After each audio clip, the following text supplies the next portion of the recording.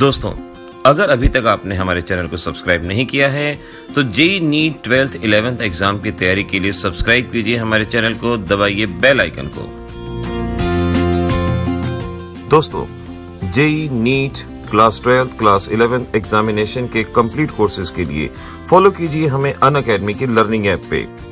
Search कीजिए प्रदीप शर्मा या description में दिए गए लिंक से अनअकैडमी की लर्निंग ऐप पे आप हमारे कोर्सेज हिंदी और इंग्लिश दोनों लैंग्वेज में फॉलो कर सकते हैं।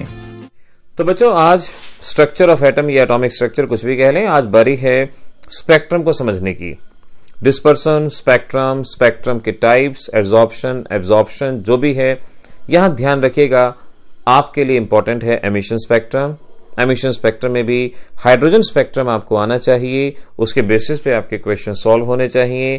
क्या है रिडबर्ग फार्मूला, ऐसी बहुत सारी चीजें आज हम जानने वाले हैं इस वीडियो के अंदर। तो ये सीखते हैं क्या क्या टॉपिक है डिस्पर्सन में, किस तरह से स्पेक्ट्रम जानना है और किस तरह से इसमें आने वाले न्यूमेरिकल को सॉल्व करना है।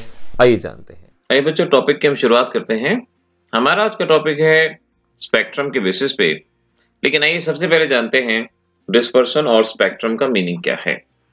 ये कॉमन एक्सपेरिमेंट तो आप सभी बच्चों ने अपनी लोअर क्लासेस में भी किया होगा कि एक प्रिज्म है, व्हाइट लाइट डालते हैं और ये व्हाइट लाइट अपने कॉन्स्टिट्यूएंट कलर में डिसोसिएट हो जाती है, सेपरेट हो जाती है।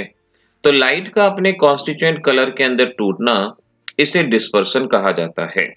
तो splitting of a light into its constituent, इसे हम डिस्पर्सन के नाम से पहचानते हैं। और यहाँ पर जो भी ये पैटर्न ऑब्टेन होता है, जो भी सीक्वेंस ऑब्टेन होता है, इस सीक्वेंस को स्पेक्ट्रम के नाम से पहचाना जाता है। तो स्पेक्ट्रम का मीनिंग हुआ the sequence of the various radiation arranged in a particular order, इसे हम स्पेक्ट्रम के नाम से पहचानेंगे। स्पेक्ट्रम इसको नाम दिया जाएगा। अब एक दो बातें यहाँ पर आपको ध्यान रखनी है।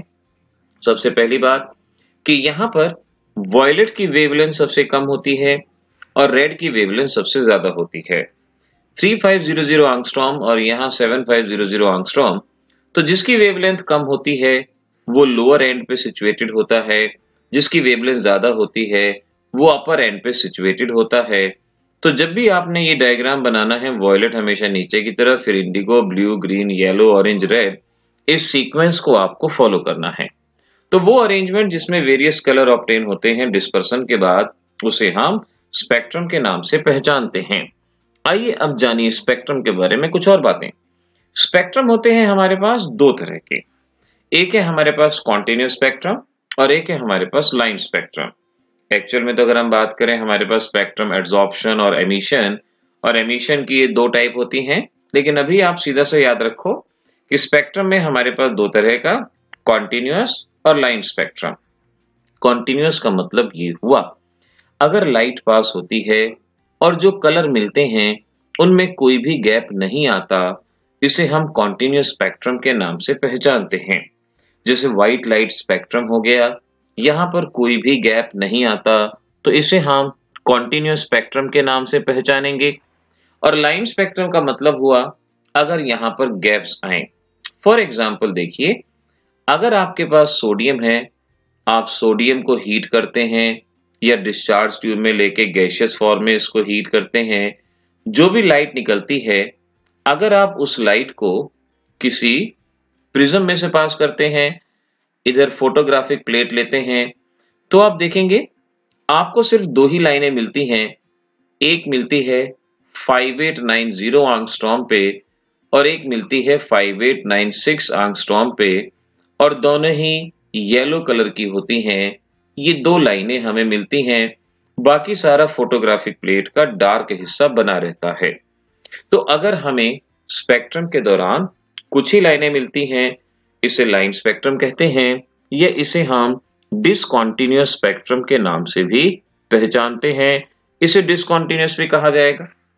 अब याद रखो, किसी भी एलिमेंट का लाइन स्पेक्ट्रम फिक्स होता है। जैसे सोडियम कहीं भी हो, किसी भी सैंपल में हो, अगर आप इसे हीट करेंगे तो हमेशा दो लाइनें मिलेंगी, एक 5890 एंगस्ट्रॉम वेवलेंथ पे, एक 5896 पे। तो किसी भी एलिमेंट का लाइन स्पेक्ट्रम हमेशा फिक्स रहता है और इसीलिए लाइन स्पेक्ट्रम को हम एक और नाम से पहचानते हैं, इन्हें फिंगरप्रिंट्स भी कहा जाता है। तो एक क्वेश्चन स्कूल लेवल एग्जाम में आता है कि लाइन स्पेक्ट्रम को फिंगरप्रिंट क्यों कहते हैं, तो आपका सीधा जवाब होगा because line spectrum is used to identify the element in the given sample, इसीलिए इसको हम फिंगरप्रिंट के नाम से भी पहचानते हैं। फिर आपसे पूछेंगे बताइए लाइन स्पेक्ट्रम को एमिशन स्पेक्ट्रम क्यों कहते हैं, तो आप कहेंगे क्योंकि यहाँ पर लाइट एमिट होती है और लाइट एमिशन की वजह से इसे एमिशन स्पेक्ट्रम कहा जाता है।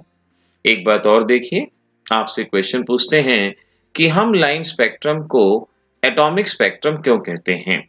पहले एक बार लाइन स्पेक्ट्रम का रीजन जान लीजिए।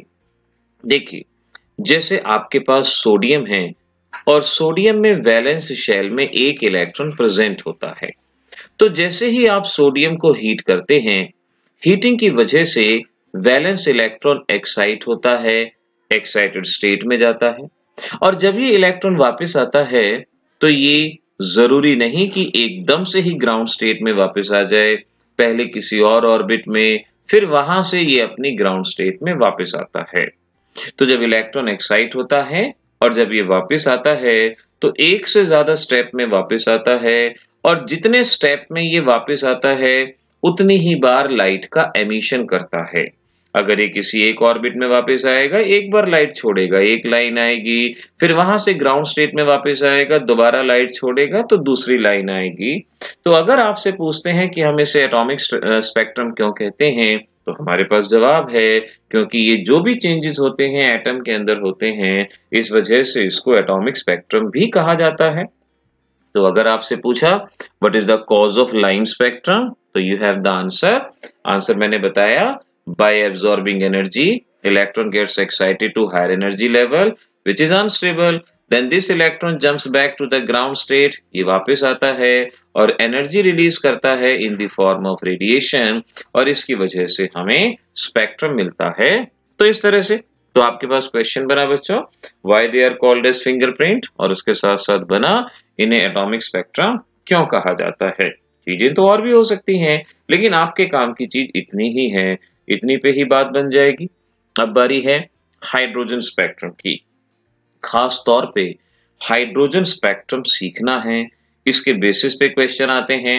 कोई बहुत ज्यादा बड़े ग्रंथ पढ़ने की जरूरत नहीं है, डायरेक्ट कुछ बातों पे ध्यान दो। देखो, एक डिस्चार्ज ट्यूब में आपने हाइड्रोजन गैस को लिया, सपोज ये एक डिस्चार्ज ट्यूब है, हाइड्रोजन गैस को लिया, इसमें से करंट पास किया, इलेक्ट्रिसिटी पास की, लाइट निकलेगी, और उस लाइट को जब हम प्रिज्म में से पास करते हैं, जैसे ही लाइट को प्रिज्म में से पास करते हैं तो हमें बहुत सारी लाइनें मिलती हैं, और ये बहुत सारी लाइनें अलग अलग कैटेगरी में अरेंज होती हैं। तो बहुत सारी लाइनें मिली तो ये कैसा स्पेक्ट्रम हो गया, लाइन स्पेक्ट्रम, डिसकंटीन्यूअस स्पेक्ट्रम। अब इन लाइंस के अलग अलग नाम हैं, जैसे पहली लाइन को Lyman series, Balmer series, Paschen series, कई लोग पास्चन सीरीज भी बोलते हैं, जो आपसे बोला जाए Brackett series, fund series, not P fund, fund series. बोलने में तो पी फंड अच्छा लगेगा, लेकिन ये फंड सीरीज, और एक है आपके पास हम्फ्री सीरीज। तो इस तरह से हाइड्रोजन से निकलने वाली लाइट को जब हम प्रिज्म में से पास करते हैं तो हमें बहुत सारी लाइनें मिलती हैं, इसे हाइड्रोजन स्पेक्ट्रम कहा जाता है। 6 लाइनें हैं, लाइमन, बाल्मर, पास्कन, ब्रैकेट, फंड और हम्फ्री सीरीज, याद रखिएगा। अब यहां पर याद रखना है बच्चों कुछ और इंपॉर्टेंट बात, कि लाइमन सीरीज और बाल्मर सीरीज का कुछ हिस्सा अल्ट्रा वायलेट रीजन में रहता है, यानी हमें दिखाई नहीं पड़ता, इसकी एनर्जी सबसे ज्यादा होती है। बाल्मर सीरीज का कुछ हिस्सा विजिबल रीजन में होता है, जो हमें दिखाई पड़ता है, जिसको हम देख सकते हैं, और बाकी सीरीज और बाल्मर सीरीज का कुछ हिस्सा इंफ्रारेड रीजन, IR रीजन में रहता है। बहुत सारे क्वेश्चन बनते हैं इसके ऊपर। देखो, पहला क्वेश्चन, बताओ इन सभी सीरीज में से सबसे ज्यादा एनर्जी किसकी होगी। लेक्चर की शुरुआत में मैंने आपको बताया था कि जिसकी एनर्जी ज्यादा होती है वो लोअर एंड पे, तो सबसे ज्यादा एनर्जी किसकी हुई, लाइमन सीरीज की, सबसे कम किसकी हुई, हम्फ्री सीरीज की। अगला क्वेश्चन आएगा, बताओ इनमें से कौन सी लाइंस को आप देख सकते हैं, तो क्या जवाब होगा आपका, जो विजिबल में है। विजिबल में कौन है, बाल्मर सीरीज। फिर क्वेश्चन आएगा, बताइए कौन सी लाइन है जिसकी, कौन सी सीरीज है जिसकी लाइंस हर रीजन में प्रेजेंट है, यूवी में, विजिबल में, IR में, तो भी आपके पास जवाब होगा, वहां पे आप कहेंगे वो है बाल्मर सीरीज, इस तरह से। फिर आपसे पूछ सकते हैं बताइए कौन सी सीरीज का एंगल ऑफ डेविएशन सबसे ज्यादा होगा।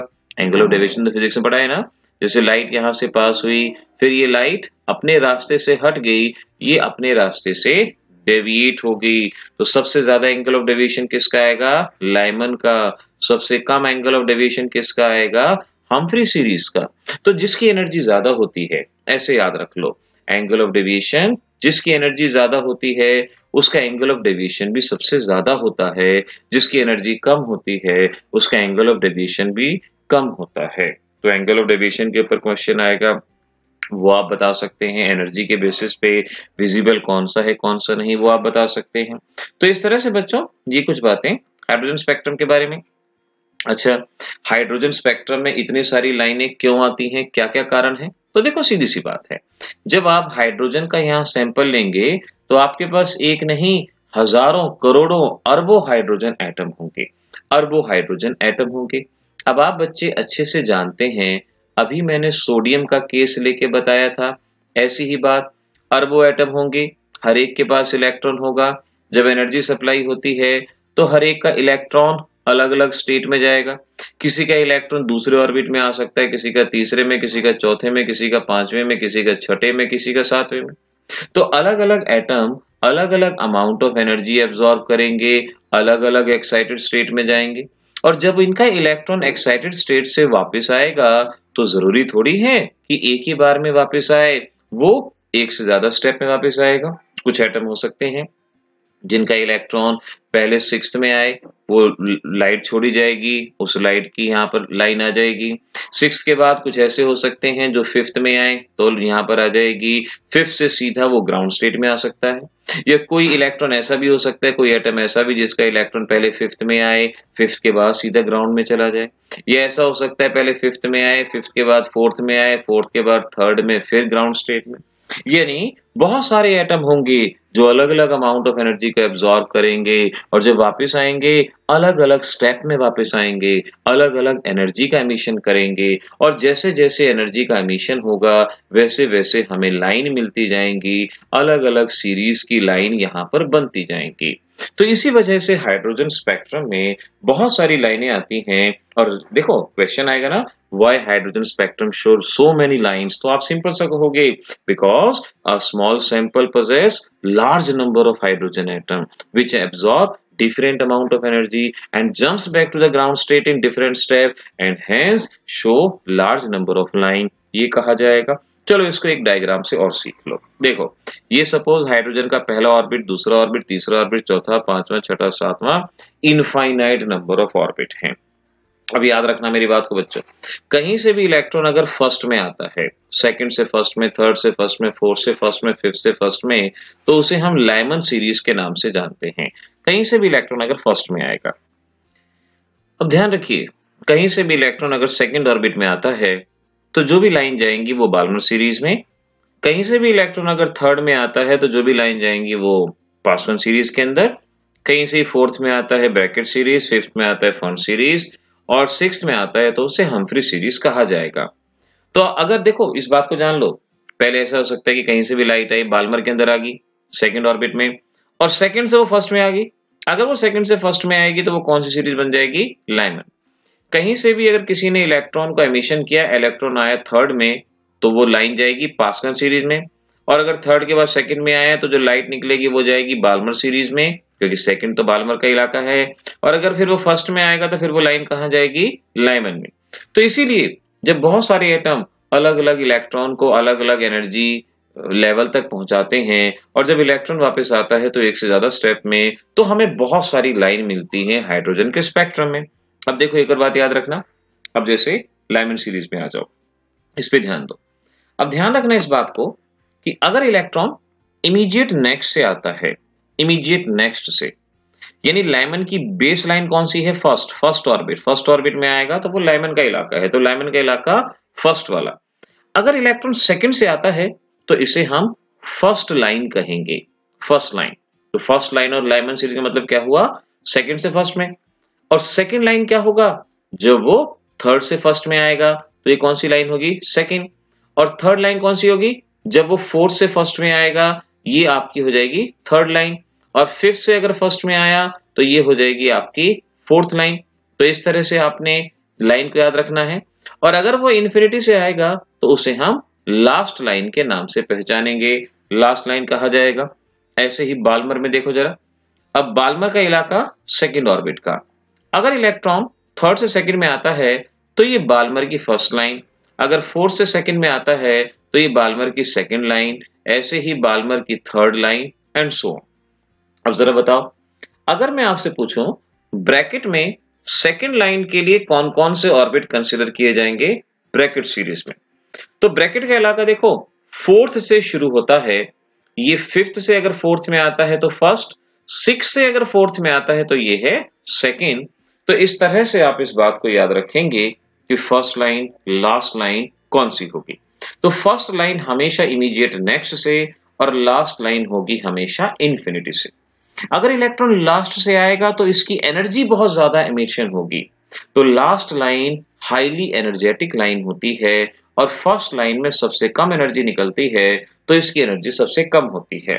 तो अगर मैं आपसे कहता हूं भाई लोवेस्ट एनर्जी ट्रांजिशन के लिए ऑर्बिट बताओ, तो आपका क्या जवाब होगा? फर्स्ट लाइन, जो यहां से डिसाइड की जा सकती है। अब जरा देखिए और मुझे जवाब दीजिए हमारे इस क्वेश्चन का। Name the orbit involve in following transition. Second line in Lyman series, fourth line in Balmer, fifth line in Paschen. Second line in Lyman series, तो देख लीजिए second line in Lyman series third से first में, तो आप इसके जवाब में क्या लिखेंगे? n1 is equal to first, n2 is equal to third. n1 होता है फर्स्ट ऑर्बिट, लोएस्ट ऑर्बिट, और n2 होता है हायर ऑर्बिट। तो जब थर्ड से फर्स्ट में आएगा तो वो आपकी लाइमन सीरीज की लाइन होगी, उसे लाइमन सीरीज के अंदर आपने कंसीडर करना है। ऐसे ही देखो fourth line in Balmer series, fourth line. अब मैं आपको एक फार्मूला दे देता हूं बाल्मर सीरीज। अब बाल्मर सीरीज का इलाका कहां से स्टार्ट था? सेकंड ऑर्बिट, तो n1 इज इक्वल टू 2 हो गया। अब n2 की वैल्यू निकालने के लिए याद रखो n1 plus nth line, n1 plus nth line, यानी फोर्थ लाइन कहां है ना, तो n1 कितना हो गया? n1 हो गया 2, और फोर्थ लाइन कहां है तो n2 कितना हो जाएगा? n1 2 हो गया, क्योंकि बाल्मर का इलाका 2 है। फोर्थ लाइन कहां है तो n2 की वैल्यू 6, तो हम कहेंगे जब इलेक्ट्रॉन सिक्स्थ से सेकंड में जाएगा तो वो हमारी फोर्थ लाइन होगी बाल्मर सीरीज में। फिफ्थ लाइन देखो पास्कन में। अब पास्कन सीरीज कौन सी थी? जब इलेक्ट्रॉन कहीं से भी थर्ड में आता है, तो पास्कन के लिए तो n1 यानी लोअर ऑर्बिट कौन सा हो गया? थर्ड। अब हायर ऑर्बिट निकालना है, यानी n2 की वैल्यू, और n2 की वैल्यू क्या है? n1। n1 कितना है? 3। और nth लाइन का मतलब क्या हुआ? कौन सी लाइन है? फिफ्थ, तो 3 + 5 ये कितना हो गया? 8। यानी जब इलेक्ट्रॉन 8 से थर्ड में जाएगा तो वो फिफ्थ लाइन कहलाई जाएगी, जो इस सीरीज के अंदर प्रेजेंट होगी। तो इस तरह से आपने इस पॉइंट को याद रखना है कि इलेक्ट्रॉन की फर्स्ट लाइन कौन सी है, लास्ट लाइन कौन सी है। इस तरह से आप इसको याद रखो। दोबारा से देखो वीडियो को, दोबारा से समझो, बट अंडरस्टैंडिंग में कोई कमी नहीं रहनी चाहिए। Now this is very important, number of spectral line.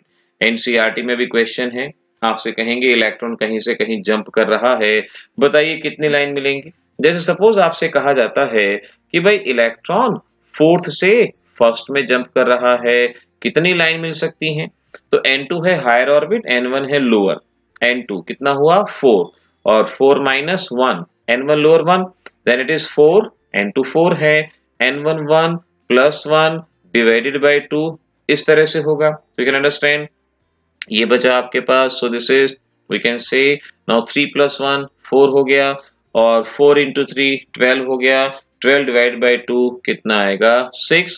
इस तरह से आप अपने जवाब तक यहाँ पर पहुंच सकते हैं, ऐसे सॉल्व करेंगे। चलिए जरा बताइए, अगर आपके पास ये क्वेश्चन आता है तो इसका जवाब क्या होगा? कितनी स्पेक्ट्रल लाइन मिलने वाली है? Find out the number of spectral line when electron jumps from sixth to first. Electron 6 से, तो n2 की वैल्यू होगी 6, 6 - 1, फर्स्ट ऑर्बिट यानी n1 हो गया फन, और ये आपका 6 - 1 + 1।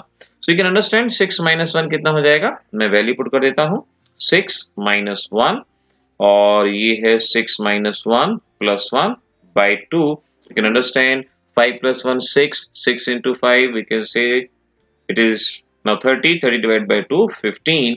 तो पहले केस में 15 लाइन हमें मिलेंगी।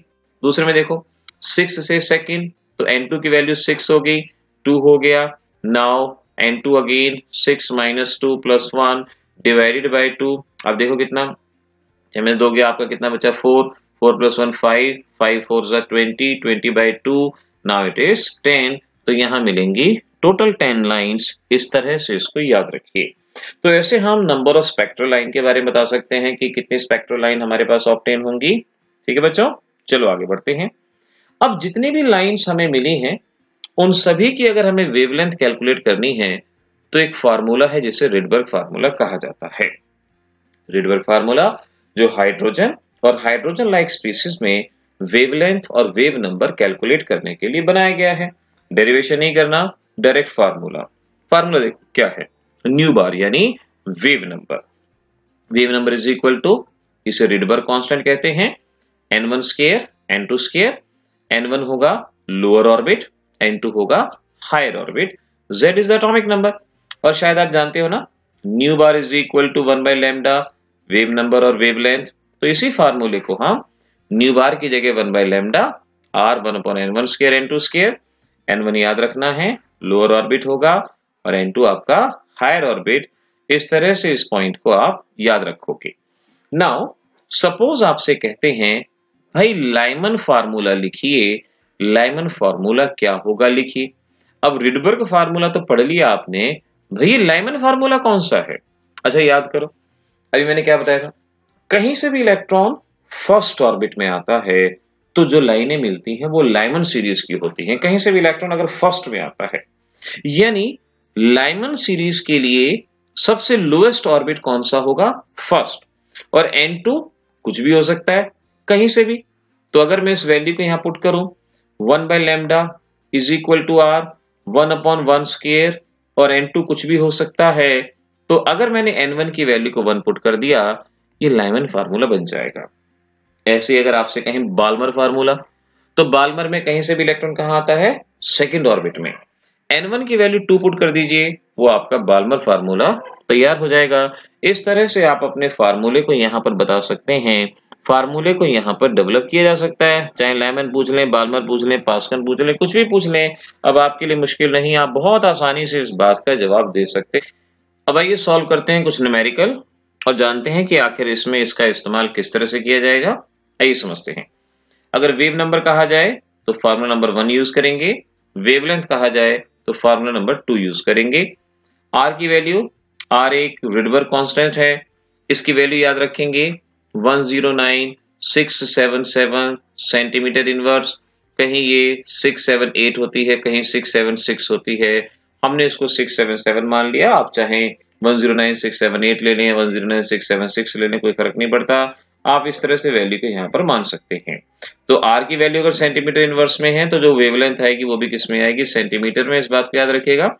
जेड क्या है? Z is the atomic number. Hydrogen के लिए 1 होता है, अगर हीलियम +1 दिया गया है तो ये 2 होगा, लिथियम +2 के लिए 3 होगा। इतनी बातों को याद रखिएगा। अब देखो ये आगे question, find out the wavelength when electron jumps from second to first. Wavelength बतानी है, यानी हमारा ये formula, electron second to first. अब याद रखना कि n1 है लोअर ऑर्बिट और n2 है हायर ऑर्बिट, लोअर और हायर। चलो वैल्यू पुट करते हैं, 1 by lambda is equal to r, r ये रहा। Now it is 1 upon n1। अब लोअर ऑर्बिट फर्स्ट है 1 स्क्वायर और ये हो गया 2 स्क्वायर, और क्योंकि हाइड्रोजन एटम है तो एटॉमिक नंबर यानी z की वैल्यू 1, इस तरह से। और फर्दर अगर आप सॉल्व करें, r हो गया, सो दिस इज 1 अपॉन 1, 1 अपॉन 4, इस तरह से आएगा। और अगर आप इसको फर्दर इसका एलसीएम वगैरह आप लेंगे तो आप समझ सकते हैं कि आपके पास क्या रहेगा, r इंटू 3/4 ये आएगा। वेवलेंथ निकालनी है तो लैम्डा अगर हम ऊपर लिख दें तो you can say 4 upon r into 3 ये आएगा। इस तरह से r की वैल्यू हमारे पास है ही, दिस इज 109,677 इंटू 3। आप सॉल्व कर सकते हो। लेकिन देखो एक बार ध्यान से देखो, यहां देखने में ही लगता है कि 109677 तो बहुत बड़ी वैल्यू है, थोड़ा सा शॉर्टकट का इस्तेमाल करो। रफ में करना, अपनी मेन आंसर शीट में मत लिख के आना, 2 नंबर का काम है ये, थोड़ा रफ में करना बच्चों। कैसे करोगे देखो, 109677 को लिख सकते हो 1.09677 1.09677 इंटू 10⁵ ये बाकी 3 तो है ही, और 1.09 को आप सिर्फ इतना ही रहने दें। So let 4 divide by 1.09 into 10⁵ into 3, और 1.09 को भी आप राउंड ऑफ कर सकते हैं। तो अब इस कैलकुलेशन के कंपैरिजन में ये कैलकुलेशन थोड़ी आसान पड़ती है। अप्रोक्सीमेटली 121 नैनोमीटर में ये आपका जवाब जाएगा। वैसे जब निकालेंगे तो ये जवाब आएगा 1.21 इंटू 10⁻⁻5 सेंटीमीटर, जिसको आप नैनोमीटर में अगर बदलेंगे तो you can say 121 into 10⁻7 centimetre, और नैनोमीटर के बराबर ये हो जाएगा 121 नैनोमीटर। इस तरह से आप किसी भी यूनिट में जिसमें एग्जामिनर ने पूछा हो आपका जवाब निकल ही आएगा, जवाब दे सकते हो। बस थोड़ा सा इस लेवल पे कैलकुलेशन को मैनिपुलेट कर लो, आप कर लोगे। चलो देखो अगला क्वेश्चन। अब हमारे पास अगला क्वेश्चन है, थोड़ा ध्यान से देखो, ये भी आपसे हो जाएगा। Calculate the wavelength of spectral line when the electron in hydrogen undergo transition from 4th to 2nd energy level. So you can understand कि आपको वेवलेंथ बतानी है, आर की वैल्यू है ही, और लोअर ऑर्बिट कौन सा हो गया 2nd एनर्जी लेवल का मतलब ऑर्बिट, और हायर कौन सा हो गया आपका 4, और एटम कौन सा है हाइड्रोजन, एटॉमिक नंबर 1। बस यहां से इनकी वैल्यू को आपने उसी तरह से सॉल्व करना है जैसे मैंने अभी आपको बताया था, यानी 1/λ r हो गया, ये 1/4 हो गया, ये 1/16 हो गया। फिर आपने इनका एलसीएम वगैरह जब निकाल लेंगे तो 1/r, और r की वैल्यू आपने यहाँ पुट कर दी 12 अपॉन, अब इसको नीचे 64 मान लें, या उसको डायरेक्ट भी आप सॉल्व कर सकते हैं 16 निकाल के, तो भी सॉल्व हो जाएगा। और जब यहाँ से आप लैम्डा की वैल्यू निकालेंगे सॉल्व करके, जैसा कि अभी सिखाया था 4.86 इंटू 10⁻⁻5 सेंटीमीटर, या आप कह सकते हैं 486 इंटू 10⁻⁻7 सेंटीमीटर, या इसको आप 486 नैनोमीटर, इस तरह से भी इसको बता सकते हैं, ये भी आपका जवाब बन जाएगा। ऐसे क्वेश्चन सॉल्व होगा।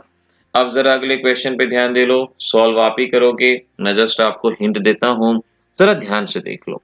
कहा गया find out the wavelength when electron jumps from 4th orbit to the Balmer series. अब यहाँ ये तो कहा गया है कि इलेक्ट्रॉन 4 से जंप कर रहा है, लेकिन कहां जा रहा है वो ऑर्बिट नहीं दिया गया, यानी हायर वैल्यू n2 की तो दी गई है बट n1 नहीं। बट इतना तो जानते हो ना कि बाल्मर में इलेक्ट्रॉन कहीं से भी जब 2nd ऑर्बिट में आता है तो वो बाल्मर सीरीज की लाइन होती है, तो n1 ऑटोमेटिकली कितना हो जाएगा 2, तो n1 2, n2 4, 2 स्क्वायर 4 स्क्वायर, और जैसे अभी सॉल्व किया था वैसे ही सॉल्व कीजिएगा, आंसर आपके पास आ ही जाएगा। इस तरह का जवाब आपको मिलेगा। ऐसे बच्चों एक ये आप क्वेश्चन देखिए, यहाँ थोड़ा सा बताने की आपको कोशिश करनी है क्या जवाब आएगा। तो आपको यहाँ कहा गया है wavelength of first line and last line in Balmer series. अगर मैं फर्स्ट लाइन की बात करता हूं, वेवलेंथ निकालनी है, तो देखिए हिंट, अब बाल्मर सीरीज अगर कहा है तो n1 तो फिक्स हो गया कि भाई ये तो 2nd ऑर्बिट है, क्योंकि कहीं से भी इलेक्ट्रॉन जब 2nd में आता है तो n1 की वैल्यू तो फिक्स होगी। n2 की वैल्यू सोचना है। फर्स्ट लाइन के लिए मैंने आज ही बताया था इमीडिएट नेक्स्ट, अगर बाल्मर 2nd है तो इमीडिएट नेक्स्ट कौन है 3rd, जब वो 3rd से आएगा तो अगर आप इसको सॉल्व करेंगे आपका जवाब आएगा। और अगर मैं कहता हूं लास्ट लाइन, लास्ट लाइन का मतलब भी मैंने आज आपको बताया था, जब इलेक्ट्रॉन इंफिनिटी से आता है तो बाल्मर है तो n1 तो फिक्स हो गया 2 स्क्वायर और इंफिनिटी इस तरह से, और जब आप इसको सॉल्व कर लेंगे तो ये आपके आंसर यहां पर आ ही जाएंगे, क्योंकि ऐसे आते हैं। इस तरह से आप अपने इन क्वेश्चंस को सॉल्व कर सकते हैं। तो ये हमारा टॉपिक हुआ। अब जरा लास्ट में कुछ मल्टीपल चॉइस ट्राई कर लीजिए, कोशिश कीजिए आप सभी से ट्राई हो जाए। इसी हैप्पी मूड में कुछ मल्टीपल चॉइस ट्राई कर लीजिए। देखिए ये कुछ क्वेश्चन हैं और इन क्वेश्चंस को आपने सॉल्व करना है।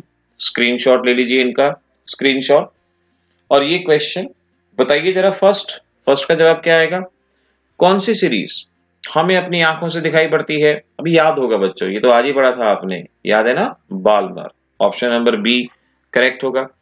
Second line in Balmer series बताया था, बाल्मर का मतलब सेकेंड ऑर्बिट। अब सेकेंड लाइन कब होगी? इमीडिएट नेक्स्ट से आएगी तो फर्स्ट, उससे अगली से आएगी तो सेकेंड, यानी 4th to 2 ये रहेगी। ऑप्शन नंबर डी करेक्ट होगा। Minimum and maximum wavelength in the Lyman series. देखो मिनिमम वेवलेंथ का मतलब हाईएस्ट एनर्जी, यानी ये लास्ट लाइन की बात की जा रही है और ये फर्स्ट लाइन की बात की जा रही है।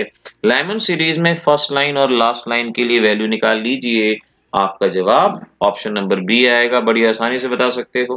क्वेश्चन नंबर 4 देखो, wave number for first emission line in atomic spectrum of hydrogen in Balmer, यानी बाल्मर सीरीज में फर्स्ट लाइन। अभी सिखाया था बाल्मर कहा है तो N1 हो गया 2, फर्स्ट लाइन कहा है तो N2 हो गया 3। बस वैल्यू को आपने पुट करना है। ऑप्शन नंबर डी आपका करेक्ट ऑप्शन रहेगा इस तरह से। और लास्ट क्वेश्चन भी आप सॉल्व करोगे, मैं आपको हिंट दे देता हूं। लास्ट क्वेश्चन आप जानते हो ना, is equal to NHC by lambda, यानी आप कह सकते हो NHC 1 बाई लैम्डा, और 1 बाई लैम्डा की जगह रिडबर्ग फार्मूला पुट करेंगे तो यहां से आपका जवाब आपको मिल ही जाएगा। अब आप देख के बताइएगा ए है या डी है, क्या जवाब हो सकता है, लेकिन कोशिश जरूर करें, इसको सॉल्व करने की कोशिश जरूर करें। तो बच्चों इस तरह से हमने यहाँ पर स्पेक्ट्रम के बारे में जाना। स्पेक्ट्रम के बारे में जो जो न्यूमेरिकल कहे हैं, जो जो क्वेश्चन, सिर्फ उन्हीं को अच्छे से याद कर लेना है, ये आपके लिए। तो ये सारी बातें थी स्पेक्ट्रम के लिए। Spectrum of atom, mainly hydrogen spectrum important होता है। हाइड्रोजन कहें या हाइड्रोजन लाइक सिस्टम कहें, हाइड्रोजन लाइक सिस्टम का मतलब जिनमें सिर्फ एक ही इलेक्ट्रॉन होते हैं, उन्हें हाइड्रोजन लाइक सिस्टम कहा जाता है। जैसे He+2 यानी हीलियम+1, लिथियम+2, इस तरह के सिस्टम सारे के सारे इस टाइप के क्वेश्चन आपसे सॉल्व हो सकते हैं। तो आज की क्लास के अंदर इतना ही। मिलेंगे अगली क्लास में कुछ और टॉपिक के साथ, तब तक के लिए ऑल द बेस्ट।